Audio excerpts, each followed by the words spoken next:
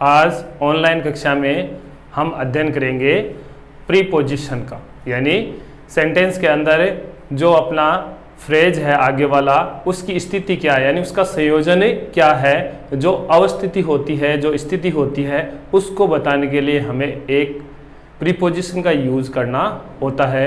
जैसे Ram is in A room, my hand on a book. स्थिति की जो बताते हैं इन सेंटेंसों में, उनके लिए हमें प्रीपोजिशन का उपयोग करना पड़ता है। तो प्रीपोजिशन अपने बहुत सारी है, उनमें से हम थोड़ी थोड़ी प्रीपोजिशन को लेकर हल करते हैं ताकि हम उनको आसानी से समझ सके और उनका उपयोग करना सीख सके। क्योंकि कोई भी सेंटेंस बनाएंगे तो उस सेंटेंस में प्रीपोजिशन लगानी अनिवार्य होती है, वरना आगे वाला जो फ्रेज है, आगे वाला जो भाग है, ऑब्जेक्ट है, वो उस सेंटेंस से जुड़ता नहीं है। उसको जोड़ने के लिए हमें संयोजन की आवश्यकता होती है और ये जो संयोजन है वो अपने फ्रेज के रूप में, प्रीपोजिशन के रूप में यूज होता है। तो आज हम लेते हैं कुल 8 प्रीपोजिशन और उनका उपयोग किस प्रकार होता है।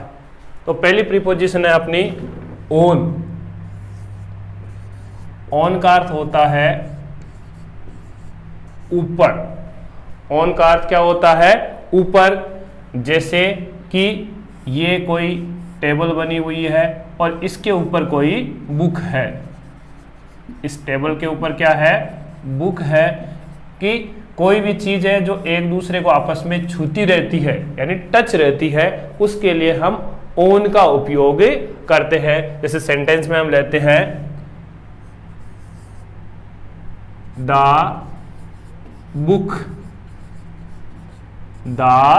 Book is on the table. On the table यानी ये इसको स्पर्श कर रही है, टच है इसके साथ, इसलिए हम कहते हैं कि ये ऑन है। यानी एक वस्तु जब दूसरी वस्तु को स्पर्श करती है तो उसको हम ऑन की स्थिति में मानते हैं। इसी प्रकार दूसरा सेंटेंस लेते हैं my hand is on the board, कि मेरा जो हाथ है वो बोर्ड के ऊपर स्थिर, यानी स्थिर है, चिपका हुआ है, स्पर्श करता हुआ है। तो हम कह सकते हैं कि ये जो अवस्था है वो ऑन की अवस्था है। तो हम ये मानते हैं इसमें कि जब कोई वस्तु दूसरी वस्तु को स्पर्श करते हुए, छूते हुए उसके ऊपर स्थित हो तो हम उसको ऑन को मानते हैं या ऑन से परिभाषित करते हैं। दूसरा इसमें हम लेते हैं अपॉन। दूसरा जो इसका भाग है वो क्या है? अपॉन। अपॉन का अर्थ भी क्या होता है? ऊपर होता है। लेकिन इसमें जो वस्तु है वो एक दूसरे को टच नहीं करती है, यानी इनके बीच में स्पेस रहता है, या कोई चीज किसी चीज के ऊपर झपटती है, उसके लिए हम अपॉन का प्रयोग करते हैं। जैसे सेंटेंस लेते हैं the cat jumped upon a rat। बिल्ली चूहे के ऊपर झपटी, यानी वो उसके ऊपर गई, कूदी, लेकिन उसको वो स्पर्श नहीं कर सकी, पहले उसे उछलना पड़ा। ये जो बीच की अवस्था है उसको हम अपॉन मानते हैं, यानी एक दूसरे को स्पर्श नहीं करती है, उसके ऊपर झपटती है। जैसे the branches of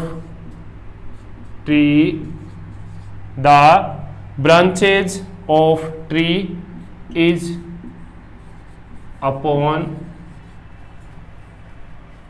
my roof, कि पेड़ की जो शाखाएं हैं वो मेरे घर के ऊपर है, लेकिन उस छत को छू नहीं रही है, स्पर्श नहीं कर रही है, केवल ऊपर झूलती रहती है और उसके स्थिर नहीं है, स्पर्श नहीं करती है। ये जो अवस्था होती है उसको हम अपॉन से परिभाषित करते हैं। उसके बाद में है ऑफ। आगे हम लेते हैं ऑफ।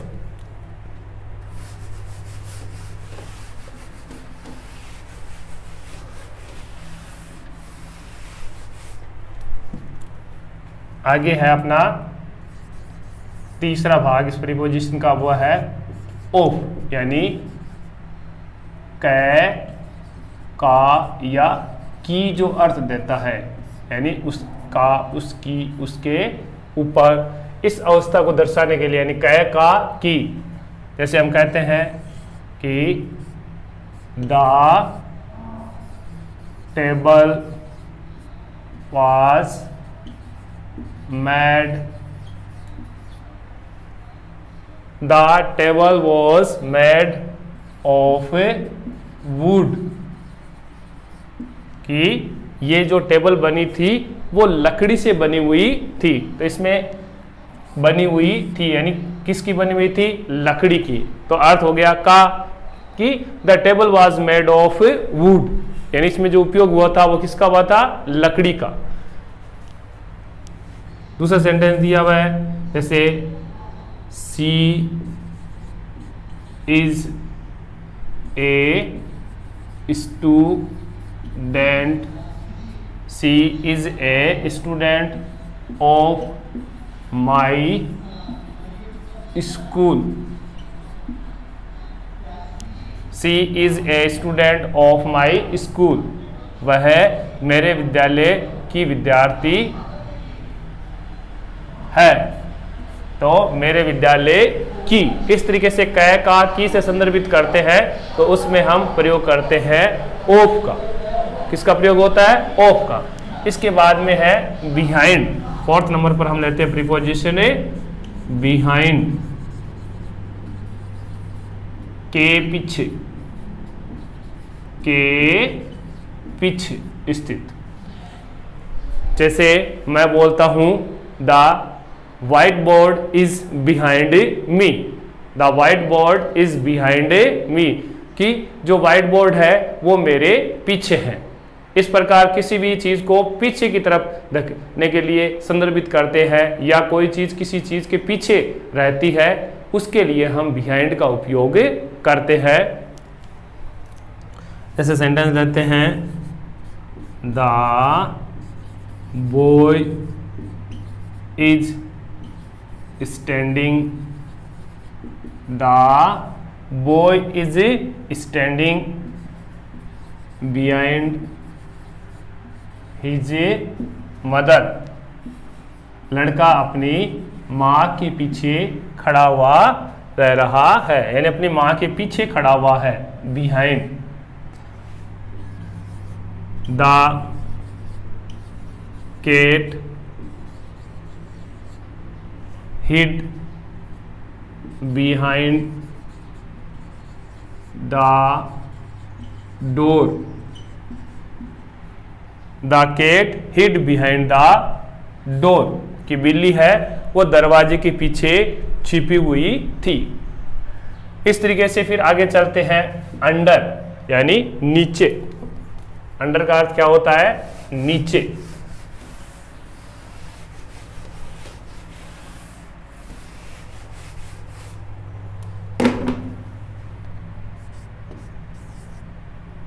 ये अपने होगी प्रीपोजिशन नंबर 5 अंडर, के नीचे। जब हम किसी वस्तु के या किसी पेड़ के या किसी अन्य जो बड़ी छत है उसके नीचे खड़े हुए हैं तो हम अंडर की स्थिति में रहते हैं, कि जब कोई चीज है वो हमें स्पर्श नहीं करती हो और हम उसके नीचे खड़े हुए हैं तो वो अंडर की पोजीशन है। जैसे हम कह सकते हैं कि द रूफ क्या है? अपने ऊपर है और हम उसके नीचे खड़े हुए हैं, तो ये अंडर की स्थिति है। तो सेंटेंस बनाते हैं कि the cow is sitting, the cow is sitting under a tree, the cow is sitting under a tree। अब गाय की स्थिति क्या है? वो पेड़ के नीचे बैठी हुई है, वो पेड़ के नीचे बैठी हुई है। ऐसी अवस्था है तो हम उसको अंडर से परिभाषित करेंगे कि वो पेड़ के नीचे है। दूसरा सेंटेंस लेते हैं कि the cat is moving under, the cat is moving under my bed. बिल्ली है वो मेरे बिस्तर के नीचे चल रही है या हलचल कर रही है। तो उसकी पोजीशन जो हो गई बिल्ली की क्या हो गई, बेड को वो छू नहीं रही है लेकिन वो उसके आश्रय के अंदर है यानी उसके नीचे है। तो इस अवस्था में हम अंडर का प्रयोग करते हैं। अब है बिलो। 6 नंबर जो है अपना क्या है, बिलो यानी से नीचे। इसका अर्थ भी नीचे होता है, से नीचे यानी हम कहते हैं कि उस जगह का टेम्परेचर उस जगह से कम है तो हम क्या स्थिति बताएंगे, बिलो। कि राजस्थान का जो टेम्परेचर है वो श्रीनगर के टेम्परेचर से कम है। तो इस तरीके से हम सेंटेंस बनाते हैं कि the river is following, the river is following, नदी बह रही है। The river is following below the bridge, कि नदी है वो बह रही है बिलो, किसके नीचे, उस पुल के नीचे। अब पुल ऊपर बना हुआ है और नदी कहाँ बह रही है, पुल के नीचे। इसी अवस्था को दर्शाने के लिए हम उपयोग करते हैं किसका, बिलो। या तुलना करते हैं जैसे his income is below my income, कि उसकी आय है वो मेरी आय से कम है।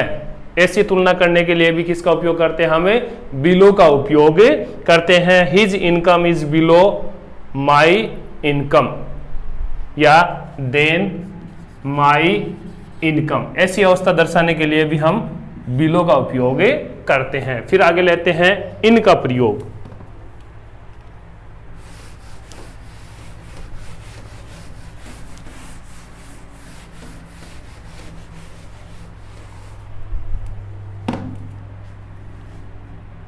सात नंबर है अपना इन यानी में, और वैसे होता है इसका अर्थ है अंदर। अर्थ क्या होता है, अंदर। जब कोई वस्तु किसी दूसरी वस्तु के अंदर स्थित हो तो उसके लिए हम इन का प्रयोग करते हैं। जैसे the ink is in the ink pot, कि स्याही है वो स्याही की दवात के अंदर है। I am standing in A room, मैं एक कमरे के अंदर खड़ा हुआ हूं। ऐसी परिस्थिति बताने के लिए हम इन का प्रयोग करते हैं। जैसे हमने सेंटेंस लिखा, I am living in Jaipur. I am living in a Jaipur, मैं जयपुर में यानी जयपुर के अंदर रह रहा हूं। सेकेंड सेंटेंस लिखा हुआ है कि सी इज कमिंग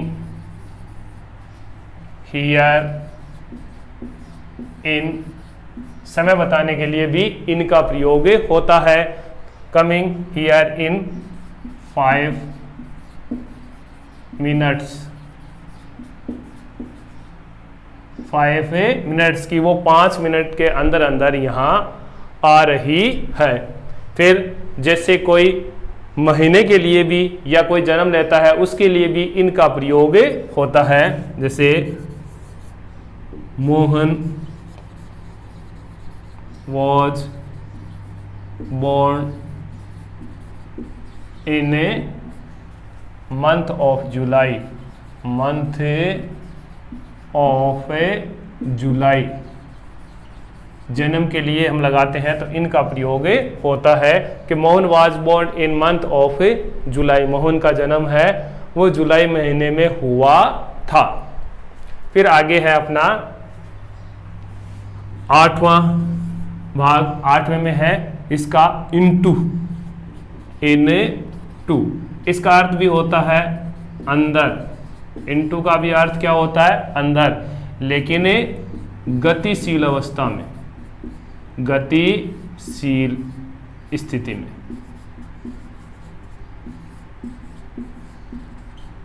गतिशील स्थिति में, कि जब कोई वस्तु मूविंग करके आती है या चलकर आती है उसके लिए हम इन के स्थान पर इनटू का प्रयोग करते हैं। जैसे बकरी है वो छत से नीचे कूद गई, या मेंढक है वो कुएं में कूद गया, यानी अपनी स्थिति है उससे वो नीचे की ओर गतिशील होकर आते हैं या चलते हैं, उसके लिए हम इनटू का प्रयोग करते हैं। जैसे सेंटेंस लेते हैं हम, She jumped into a well, वह एक कुएं में कूद गई। यहाँ जो अवस्था है वो गतिशील होकर अंदर जा रही है तो इसका प्रयोग हम करेंगे इनटू का। जैसे they came into my room, they came into my room, वो चलकर मेरे कमरे में आए थे। इस प्रकार आज हमने 8 प्रीपोजिशन का अध्ययन किया है। आगे हम कल आगे वाली जो प्रीपोजिशन है उनका जो नेक्स्ट टॉपिक है अपना उसमें अध्ययन करेंगे अपने नेक्स्ट चैप्टर के